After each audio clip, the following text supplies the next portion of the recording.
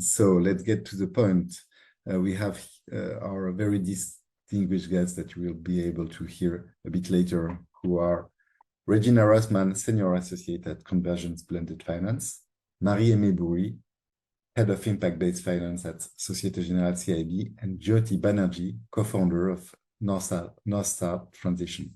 They will introduce themselves a bit later on. Myself, I'm Raphael Hara, Managing Director of Ksapa.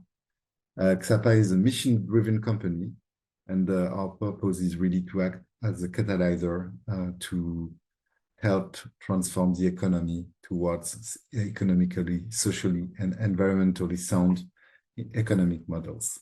We propose a different kind of services related to sustainability consulting, especially on business and human rights, sustainable finance, impact investing, and responsible sourcing.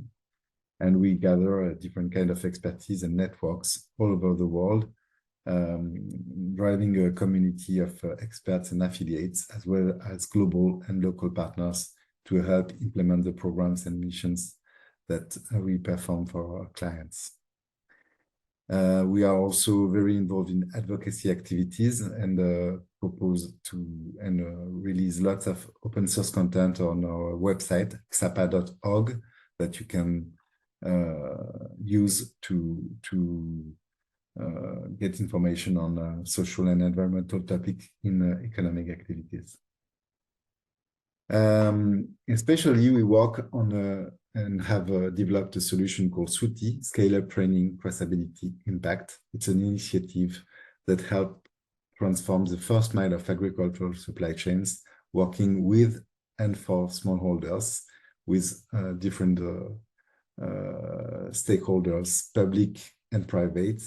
We have developed different programs in Asia, for example, in Indonesia and Sri Lanka, and soon in Africa, with impact investors, development institutions, governments, both OECD and local governments, corporates, local industrial companies, NGOs, and experts. The idea is really to bridge the gap and reach the scale to help the transformation of this first mile of agricultural supply chains.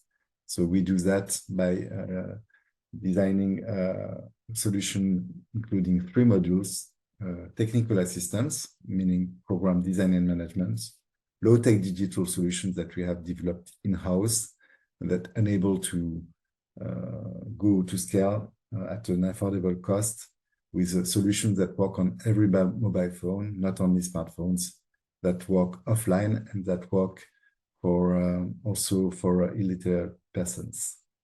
The idea is really to disseminate best practices and diversify farmer activities,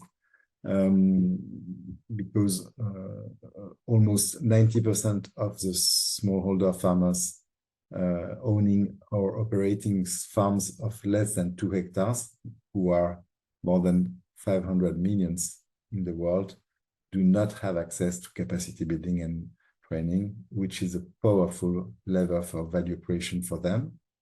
And the idea is really to structurally improve the revenue of the smallholders, their livelihoods, and to strengthen the agricultural supply chains of commodities from that point of view. We also include in our services access to innovative impacting finance, and that's the topic of today. This digital and financial levers enable us to target 3 kinds of impacts in a multi-dimensional approach: economic, with increased and revenues and diversification of activities; social, with access to education and digital technologies, as well as social inclusion, including gender and youth action; and environmental, with impact on carbon sequestration and biodiversity protection. So let's get to the topic today.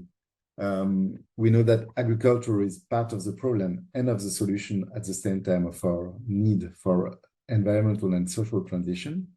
The demand for food will increase by 70% by 2050, according to the World Bank.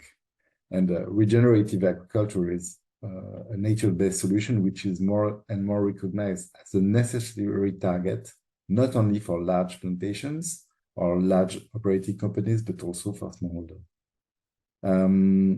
We know that the AFOLU sector, agriculture, forestry, and other land use is the signification of the AFOLU acronym, represent almost 20% of the total GHG emissions. And that the soil health can stock, the action on soil health can stock huge amounts of carbon and be a shelter to biodiversity. The potential is of 15 to 1600 million of hectares of cropland, meaning almost 12% of the global land, with a potential of around 0.6 ton per year through improved carbon soil management. The global potential is huge. At the same time, it's unavoidable to take care about soil health, to store water during droughts, and also to avoid large flooding catastrophes. Considering the social dimensions, as mentioned earlier, only about 10% of the smallholders, of the 500 million smallholders, have access to capacity building, and almost 2 billion persons directly depend on these farms, which represent about 25% of mankind. So smallholders play a critical role in agricultural supply chains and face multiple challenges. They are like 60% and 70% of respectively South Asia and Africa's populations directly derive their livelihoods from agriculture. 60% of the world's poor work in agriculture, and more than 85% of smallholders have no access to capacity building. So this rises to 95% in countries like India. And lastly, agriculture is 25% of the GDP and more than 60% of the workforce in the low-income countries. So the social stakes are totally huge from that point of view. In terms of funding gap, we know that the pre-COVID funding gap were estimated to 2.5 to 5 trillion per year to reach the SDGs. And we know that also on transition of agriculture in developing countries, less than half of what was needed to get this on road was invested in 2019, so let alone in the post-COVID context. During the COP27, we have also learned that only 3% of the climate financing go to agriculture, which is almost 20 times less than for renewable energy. And lastly, by the Climate Policy Initiative estimated that we have to increase by 25-fold the financing to agriculture by 2030 to be able to reach the SDGs. So how to channel funding towards regenerative and fair transition of agriculture? What are the solutions that work? Is it support to innovation? Is it nature-based solutions? Is it VCMs, externalities valuation, payment for ecosystem services, support farmers, microfinance, de-risking, public-private partnerships, outcome-based financing, you name it. That's what we're going to see with our very distinguished guests, and starting with Regina Rossman from Convergence Blended Finance. So hello and welcome, Regina. We'll be hearing from you with great pleasure. Thank you.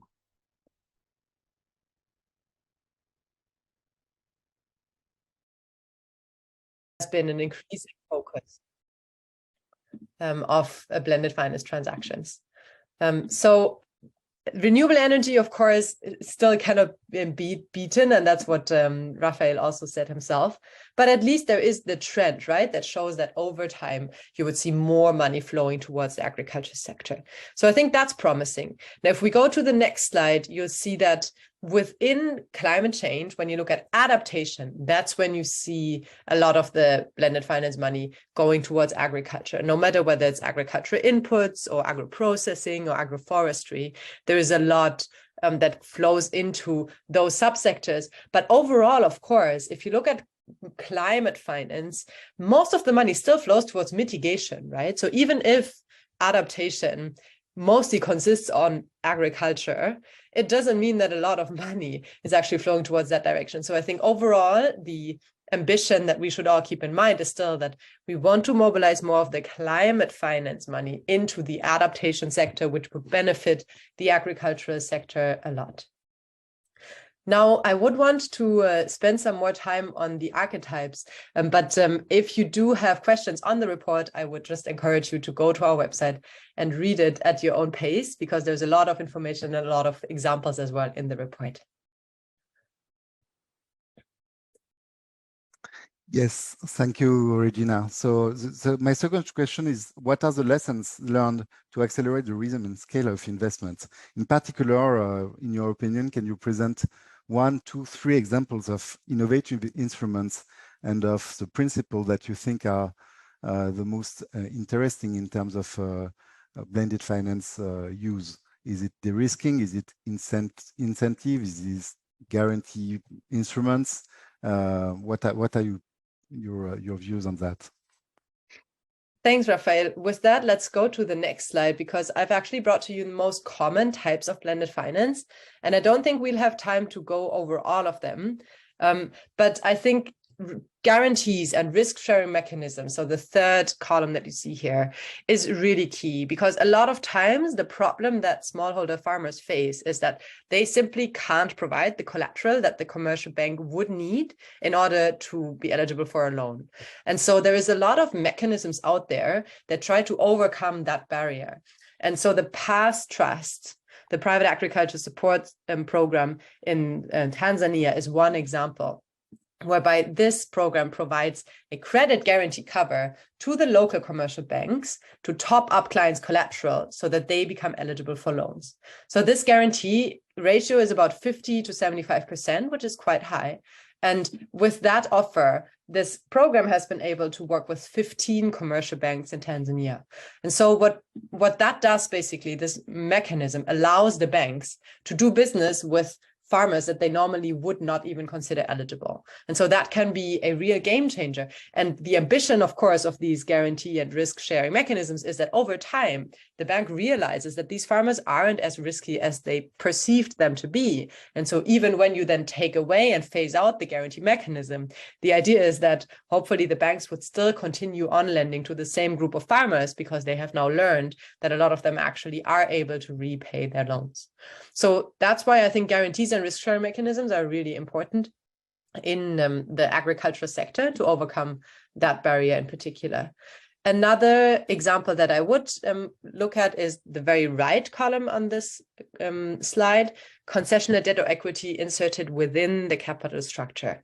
So if you look at the blended finance transactions in agriculture, a lot of them channel money directly into agribusinesses. So the blending is within the agribusiness company structure. But we at Convergence actually are a believer in aggregated fund structures. So we would want the money to be pooled into a vehicle that then disperses smaller amounts to the individual agribusinesses. And by pooling different types of capital in that fund structure, concessional debt or concessional equity, you can actually provide a risk cushion to the investors in the senior tranches, and you can get investors that normally would not consider agriculture as a viable sector to come in while maintaining their risk return profile. So they don't need to suddenly take on more risk. They simply just come alongside the concession and capital providers, and thereby are able to contribute to the Sustainable Development Goal. Examples include the INCOFIN Fair Trade Access Fund or Inter-Resilience Investment Fund here. There's many more, but these are just two examples that I wanted to pick. For more content on that, I would recommend that you take a look at the Smallholder and Agri-SME Finance and Investment Network, SAFIN. If you haven't come across them, they have excellent resources on blended finance. I will post it in the chat here. They have actually put together a resources page with a lot of case studies of different blended finance mechanisms. And we find them really valuable at Convergence.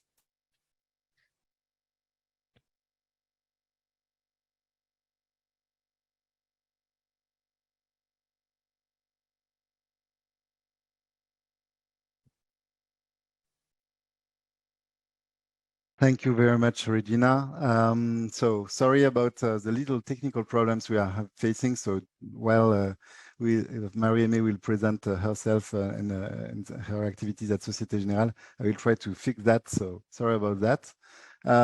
So Marie-Aimée, hello. Nice to have you on board. And can you please present your departments and activities at Société Générale? Sure. So I'm Marie-Aimée Bourry. I'm head of impact-based finance, which is a small team that sits in the investment banking division of the bank. What we're trying to be is a catalyst to open new markets for the bank, targeting specifically markets where we see a high positive impact and a high scale-up potential, but where currently the bank does not have on-the-shelf solutions to fund those projects or companies. So we work with all the group. We don't push a specific product. And typically we focus on those impact value chains that we believe have the most potential for uncovering sustainable business models.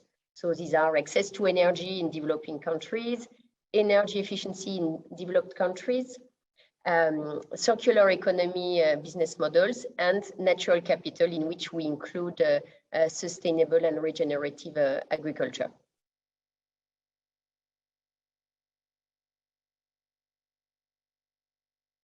Thank you, Marie-Aimée. Concretely, how is Société Générale supporting the transition of commodity supply chains to a fair and sustainable agriculture? What are, in particular, the innovations that you bring, the achievements that you have reached in this space of agricultural transition? Sure. So before we I give examples of specific, financing products, I think it's important to remember that for any client that we are banking, we are going to apply our sectoral policies. So the bank has a strong commitment for environmental and social impact. And so we have set some specific policies. In particular, there is one specifically on agriculture and the biodiversity.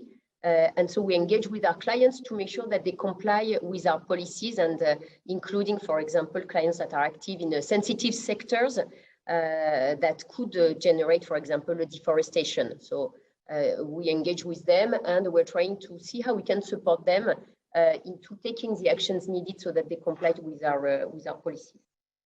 Then if we speak about products and the financing solutions, so first, there is a category of what I would call the medium-sized or large clients on which we can, easily lend to based on their financials.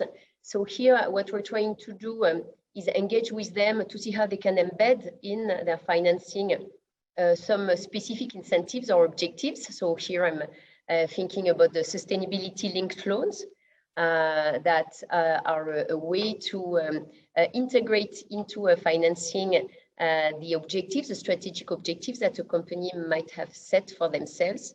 And if we take concrete examples in the space of, in the area, of sustainable agriculture, recently we've arranged a financing for Sugden, a soft commodity trader, whereby we could set some KPIs that are linked to fighting against child labor, distributing shade tree seeds, and reducing water consumptions. All three KPIs covering Sugden's main activities in their three main regions. So cocoa in Africa, coffee in Asia, and sugar in Europe. Another example is a recent sustainability-linked loan that we've done for Bell. So here we're in Europe, and we're looking at the initiatives that were taken by this group in order to reduce the greenhouse gas emission from their supply chain. So support their suppliers in performing a carbon diagnosis for the dairy farms, and also providing nutritious food to their end customers. And maybe one last example of sustainability in finance is a bit older deal, but interesting because it was the first ever in Africa, which is a loan for Ghana Cocoa Board, where again they've chosen some KPIs that are significant for their activity in relation to promoting environmentally friendly cocoa production, increasing sensitivity to child labor, and empowering women.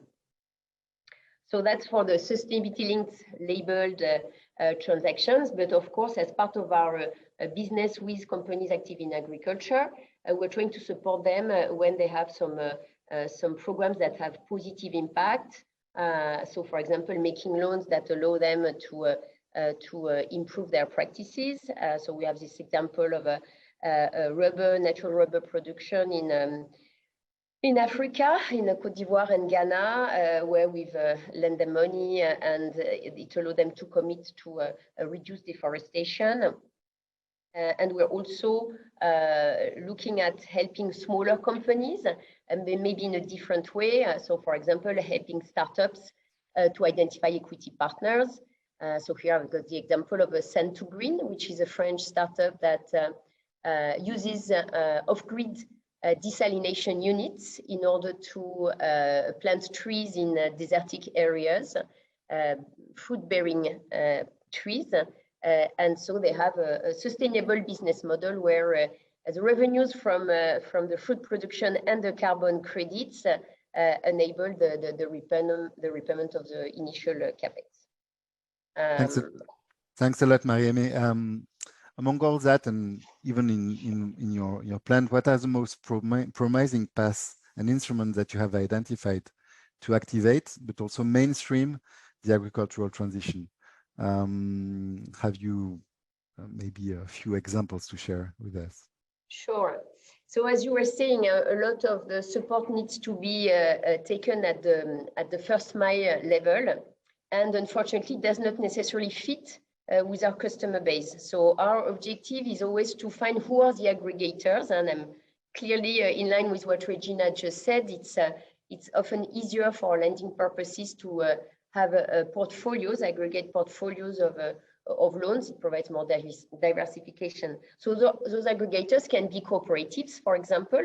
So looking at how we can provide additional financing or dedicated financing to cooperatives so that they can then on lend to farmers, or simply supporting SMEs active in the agri space, in particular in Africa. So concretely in Africa, well, 2/3 of our clients, of our corporate clients, are SMEs. So we have opened what we call SME houses in 9 countries. So we're present in 19 countries in Africa. And in 9 of them, we opened these SME houses that are not only for our clients, but any company, especially in the informal sector, to help them build their cash flow models and understand what is necessary to be able to receive financing. Another thing we've been doing already is using blended finance facilities, such as the ones that were suggested by Regina, to be able to lend to SMEs that we would otherwise not be lending to.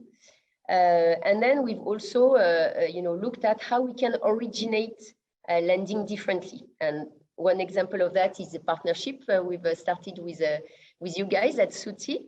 So looking at how we can support the financing of investments needed for the improvement of the practices of smallholder farmers in Africa. So we have this first collaboration starting in the cocoa value chain in West Africa, and we hope we'll be able to find solutions there. Another way also to be involved is maybe last one thing is a natural capital solution. So we've also built an expertise to propose natural capital funding solutions to our corporate clients who are looking to improve the quality of their supply chain, whether for insetting or for offsetting. And so we help them select and screen nature-based solution projects so as to maximize the impacts, both for the carbon sequestration, of course, but also to have positive impact on biodiversity and on local communities. Thank you, Marie-May. Fascinating. Thanks a lot. Now I turn to Jyoti. Hi, Jyoti. Jyoti Banerjee from North Star Transition that he has co-founded. Jyoti, in a few words, can you tell us what you are doing at North Star? In fact, we are not an agricultural specialist, but we have invited you because you have passionate work in two fields of landscape approach and also regenerative investment. So can you tell us a bit more, and then we will maybe get a bit more into details. Super. Well, Raphael, thank you very much for the invitation to take part in this meeting alongside Marie-May and Regina. North Star Transition was really started with one idea in play, which is we know how much is going wrong around the world. We have fantastic details that have been given to us by scientists and climatologists and so on. And yet, is this the best we can do? Because everywhere we are looking, we seem to be getting into a worse place. And so my co-founder, Olivier Boutelis, who's based in Brussels, and myself, based just outside London, our question was, is there another way we can tackle these problems? And our simplistic, possibly naive diagnosis was that every time we were faced with one of the big crises we're facing, whether it's climate or biodiversity or soil health or water or inequalities, whatever the crisis, the way to solve that crisis was often viewed from one particular perspective, one particular silo. And the solution for that crisis, well, let's say, for example, net zero to address the carbon problem, often disregarded all the other crises. It's almost as if the other crises didn't exist. And our question was, is there another way we can do this? Because clearly we have to tackle these things together. So North Star Transition started what we call a transition lab, where we set up a process for the nation of Wales. So this isn't Wales as in the mammals in the sea, but this is Wales as in the nation, the small nation that's part of the United Kingdom. And remember, we were in the midst of a global pandemic, so we couldn't actually go anywhere. So we had to start in a place that we could easily access the change that we wanted to see. And what we did was we asked the question, what would Wales look like if it could be regenerative? We know today it's degenerative, not because I have anything against Wales, but because I know every single place we live on planet Earth where we have got involved with our business systems and our finance systems and our agricultural practices, etc., they're degenerative places. So we asked the question, what would a regenerative Wales look like? And to answer that question, we brought together leaders from across different sectors. So we wanted food and farming in the room. We wanted health.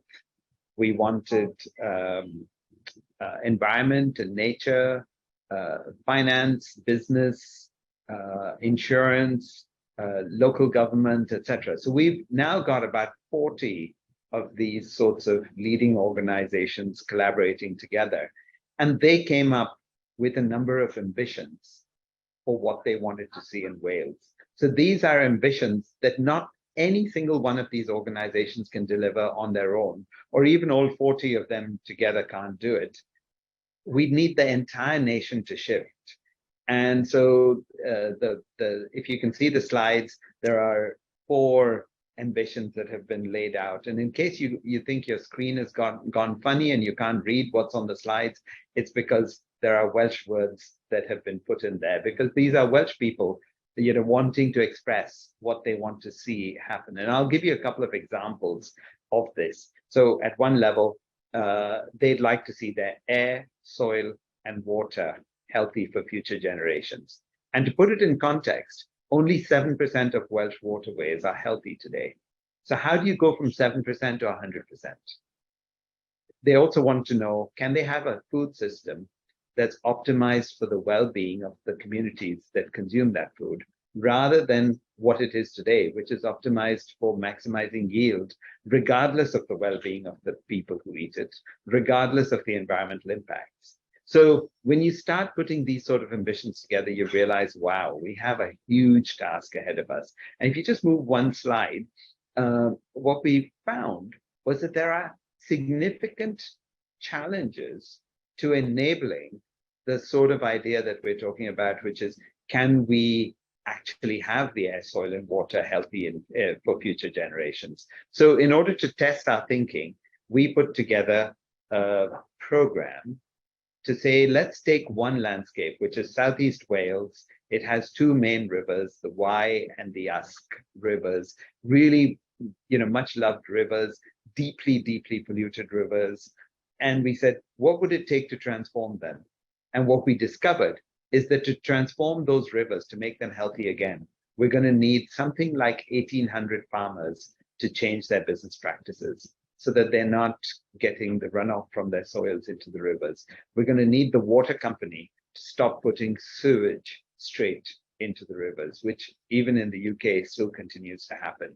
We're going to need the farms that produce chickens for companies like Cargill to stop allowing the poo from the chicken, to use a polite word, to use the poo from the chickens to end up in the rivers. We're going to have to see all kinds of change happen. So in order to get a landscape healthy, we need to see all those actions taken. And the problem is, as Maria May and Regina have been talking about, the actions that need to happen on the ground that will be transformative are tiny, and nobody gets interested in that from finance. So we are going through the process of working out, how do you aggregate the actions together? How do you create the right environment by which the actions can result in outcomes? And we have calculated that in broad terms, we need about £1 billion. These days, £1 billion is pretty much $1 billion in terms of the volume of finance needed to enable the actions that would take place on the ground. Yes, and Jyoti, maybe just one question before we move on to the next topic. But with our Suti initiative, we work in Sri Lanka, in Indonesia, for example, and soon, hopefully, with the help of Société Générale in West Africa, on samples of several thousand of smallholders. So my question is, how it's super important to go out of silos thinking, that's for sure, and that's why I think your initiative is superb. But how can you embark all of these specific wheels business units in a global transition? Is it through incentivization? Is it through payment for externalities? What are the tricks that you have designed for the moment?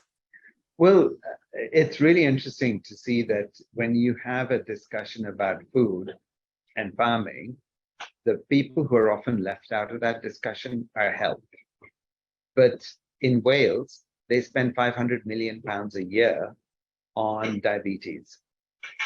And yet, the people who are involved in spending that money, the health system, have zero agency, zero visibility, probably zero interest in the decisions that are happening regarding, what food is being grown, where it's being grown, how it is processed, the lifestyle of the people who eat that food, etc., etc. So you end up with a diabetes bill that continues to rise every single year, while we're completely ignoring the fact that we also have to see a transformation on the food side.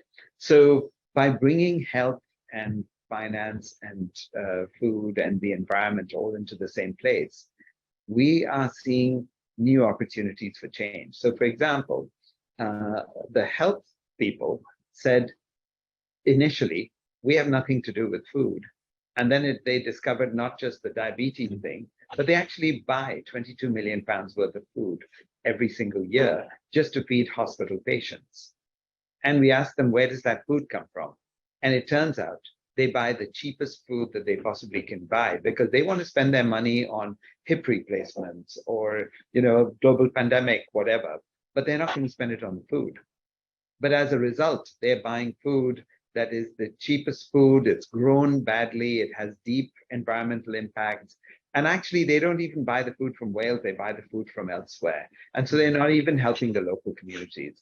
And so we have helped them think through how they can use their 22 million, which seems like a small sum of money, but if they can use it smarter ways, that is a transformational opportunity. Actually, Welsh government has looked at what we're doing with the health sector and said, but the same challenges also apply to the procurement of food for schools, for prisons, for social care. And if we can put all of that together, now we're suddenly at 130 million pounds spend that happens every year. And if we can redirect that money already, we can make sure that money that is being spent already, we're not having to go find new money for that. It's existing money that just needs to be spent smarter. So by bringing the different sectors together, we can think through the opportunities in a way that perhaps might be harder if we're just trying to push on one door. So that's why we're really keen to see multiple sectors, multiple disciplines being brought together. Thank you, Jyoti. So you are also part of a very passionate initiative to which I have the pleasure to participate regularly, which is called the Regenerative, and Marie-Aimée as well. Yeah. It's the Regenerative Investment Lab. So can you tell us briefly, because we need to leave some space for a dialogue on the very fascinating themes we have to plan to share. What is the Regenerative Investment Lab? Well, thank you for asking about the Regen Investment Lab, because my basic question is this. We know the rules of today's business system. It's basically, can we make as much money as possible for our investors? Can we externalize whatever costs possible so that we make as much money for our investors?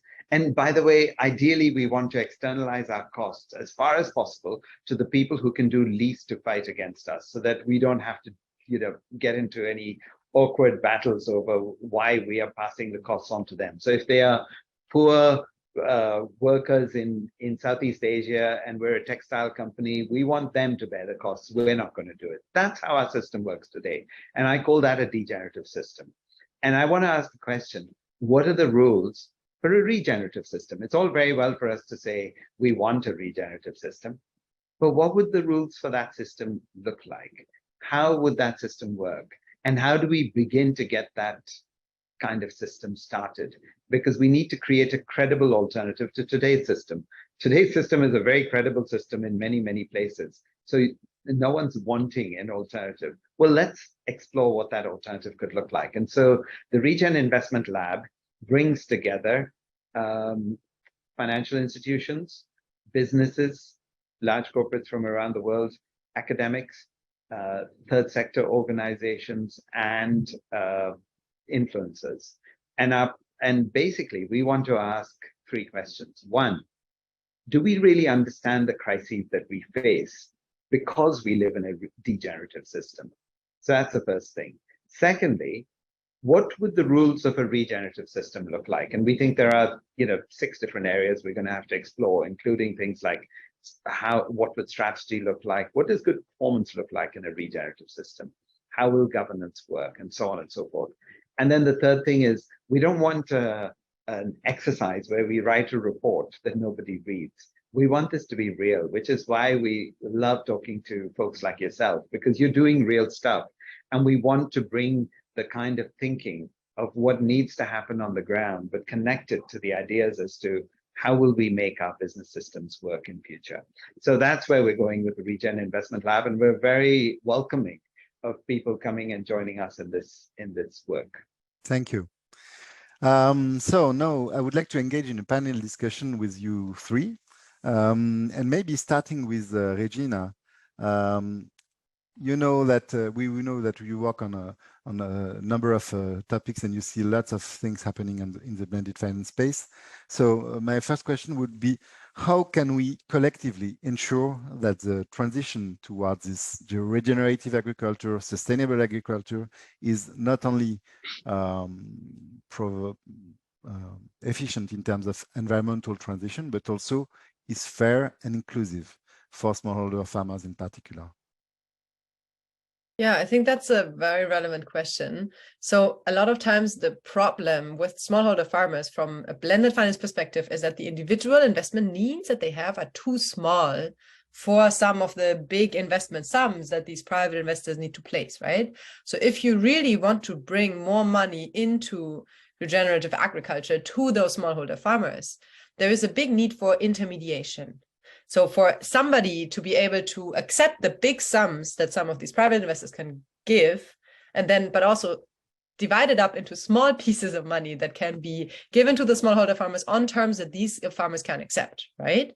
Which is a big ask, but it's not impossible. And so through some of the structures that are blended, like blended funds, for example, or facilities, there is ways to channel more of that money to smallholder farmers. But it's not the most straightforward way, and it's a little bit more cumbersome than some of the things that traditional asset managers are used to at the moment. So I think there's a big need for organizations that see this misalignment and see the need for more money to flow to the smallholder farmers to set the right incentives for that to happen. So whether that is through impact-linked finance, for example, by incentivizing the asset manager that if he gets a certain percentage of his money to smallholder farmers, he will be paid an extra premium, for example, right? Or by also incentivizing some of the middlemen, so the agriculture farmers, to look at which smallholder farmers are they getting their inputs from, right? So like to work with the value chain on some of these questions, that's really crucial. And I think that's a big task that lies ahead of us still, if we want to make sure that this transition is really fair and inclusive. Thank you, Regina. Maybe Marie-Aimée, if you want to react, but also maybe we could think about how to reach scale, and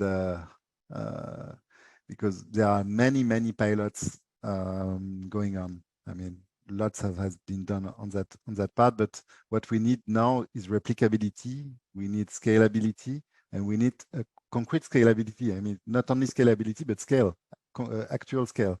So how maybe we could link these two topics. I'm sure you have ideas on that. Yeah, well, that's really what is at the core of our impact-based finance approach, which is to look at multiplying impact as a source of additional value and potentially additional revenues, or reduced risks, increased resilience, so as to make projects more profitable and therefore more bankable. Because there is no way we can scale up investments that cannot repay the investments that have been made initially, one way or another. So when designing the projects, and I very much echo what Jyoti said, trying to break the silos and make sure that any project, any dollar that is invested is trying to aim as many impacts as possible, and benefiting as much as possible from additional revenues, combining solutions. And then also trying to innovate and see how we can monetize impact. So we all know about carbon credits, of course, which is a way to monetize the positive impact that regenerative agriculture, or tree planting, or mangrove, or other wetlands are providing by sequestering carbon, which some investors are ready to pay for in order to compensate for their remaining residual carbon footprint when they're in a net zero trajectory. Well, how can we do that maybe for other ecosystem services that are provided by nature and in particular regenerative agriculture? So biodiversity credits is something we're working on, which by bringing additional revenues that will be generated by the smallholder farmers will enable them to benefit from more access to finance and more potential to scale up their business, for example. Yeah, thank you, Marie-Aimée. Jyoti, maybe because you are in this attempt to go out of silos, and but in the same time, searching for positive impact on one dimension is probably not enough. We need to think of a really holistic approach that takes both into account both the positive impacts, but also the negative externalities or risks that investment can bring. How do you approach this in this regenerative? Well, I'm going to assume the question ended there. So the interesting thing is that we have got a challenge at the soft green infrastructure end of things. That's what I call this this sort of landscape-based, nature-based solutions. I call it soft green infrastructure because we're very used to investing in gray or hard infrastructure, but the soft green stuff, we don't really know how to do it as yet. So about 2 months ago, I held a meeting for some financial institutions and invited them to London to say, can we talk about what it would look like if we were to invest in soft green infrastructure? And we're not interested in doing yet more pilot things because there are loads and loads of pilots around the world and they're not translating into scalable action. So I was simply saying, we're interested at the £1 billion level, and higher. Now, what is it that's going to get you interested? And we went through a few examples. Some of them are North Star examples. So we're looking at examples in Wales, in Scotland, in the east of England. We've just been invited into also exploring transition labs in Kenya and in India. So there are some real examples of actions that can happen on the ground. At the end of the meeting, 2 of the institutions came to me and said, you just are talking about £1 billion. Is that it? Well, you know what? We could probably do that between ourselves because these seem like interesting projects. Now, I wanted to know, why would they do it? What's in it for them? And these are 2 large financial institutions. One said, we're a UK-based pension fund. We want to be seen to be using our funds for social impacts in the UK, because that makes a lot of sense for our fund. But by the way, we want to make sure we're making money, okay? So they were very clear about it. They said, we want to make sure it's looking good, but it has to make money. The other side was a large financial institution that an international financial institution, but based in Europe, and therefore much more switched on to EU taxonomy and what's happening with TCFD, TNFD reporting. And they said, you know what, we're not that fussed about the financial return because we know we're going to have to learn how to do this stuff. We want to know, will we get the carbon? Will we get the biodiversity credits that we're looking for? Because that's the new game in town, and that's what our interest is in.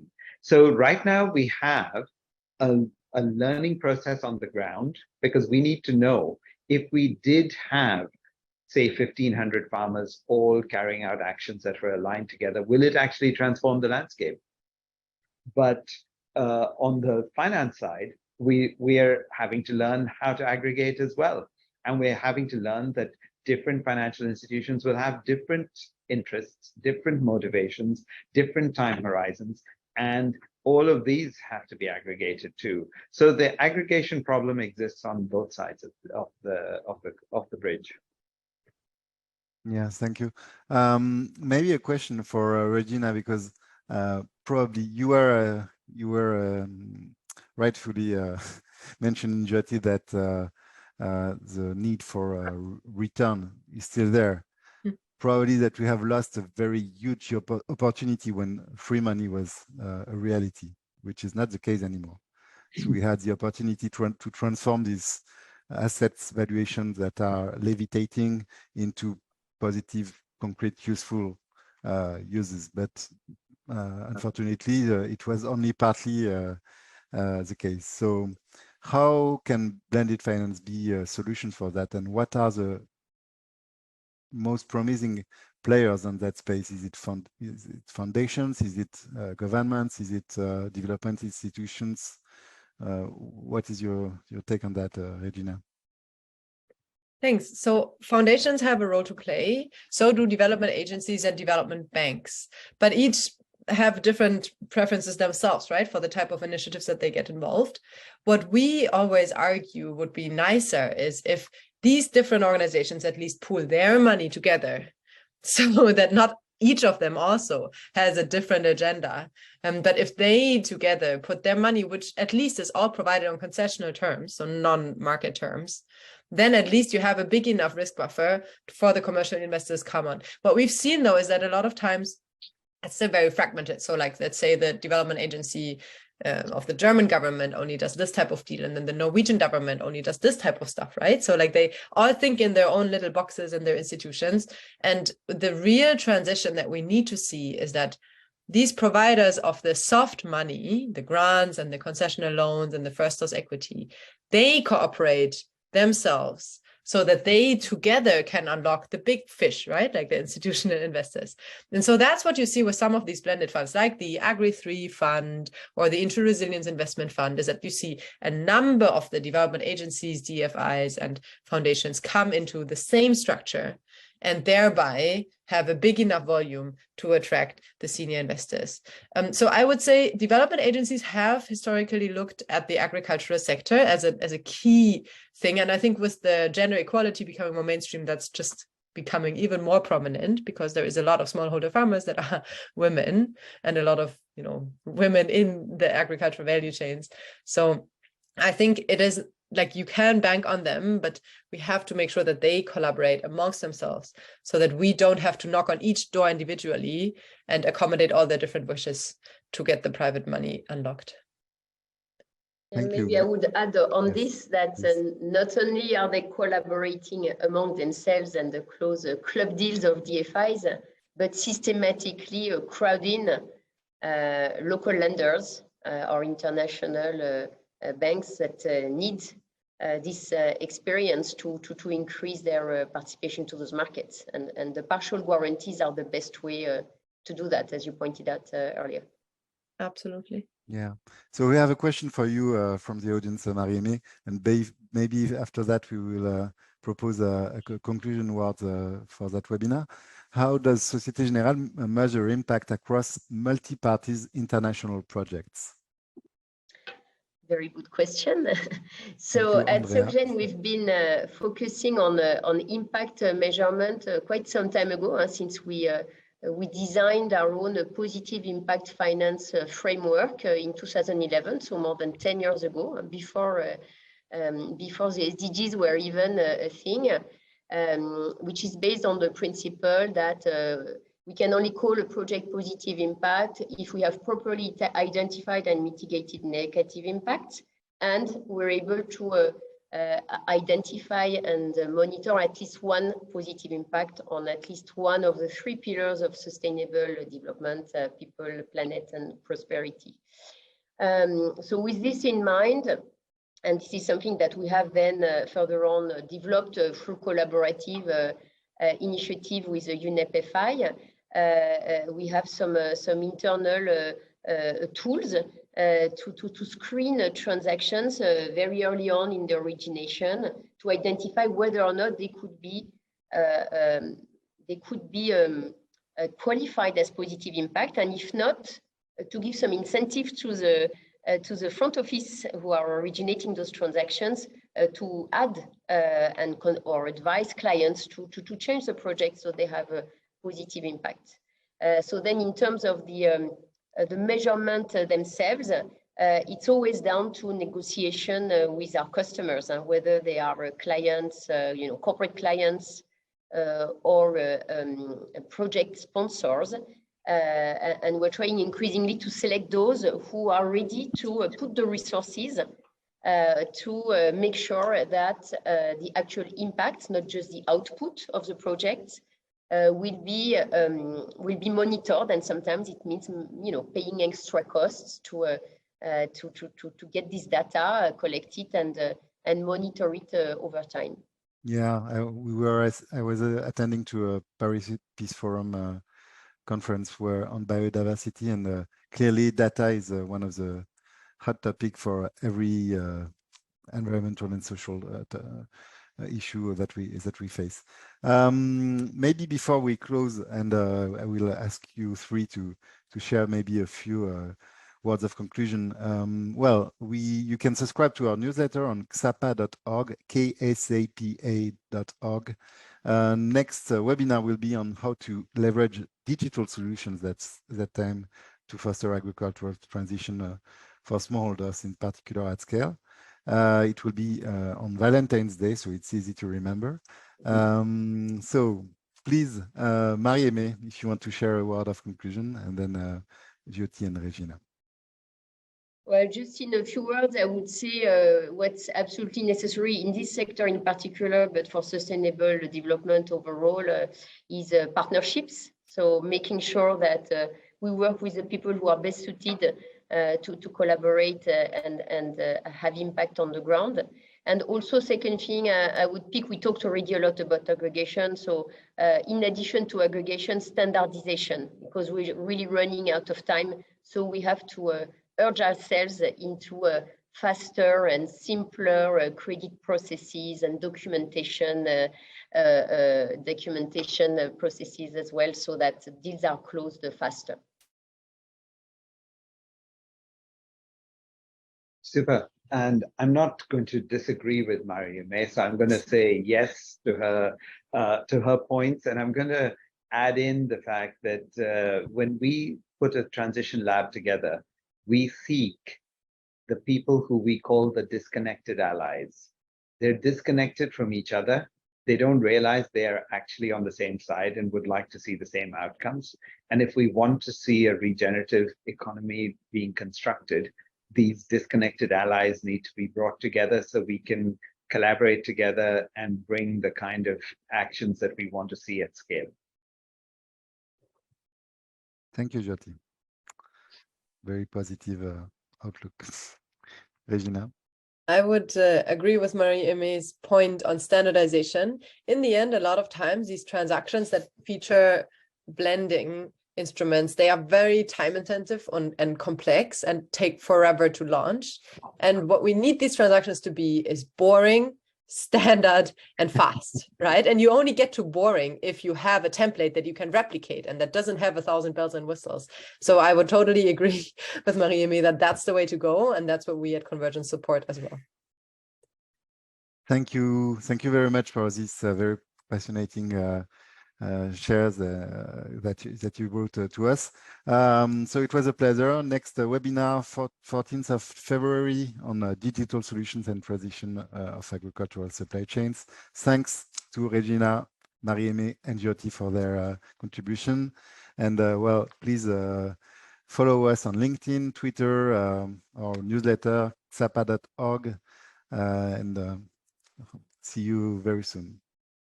Goodbye. Thank you. Bye. Bye.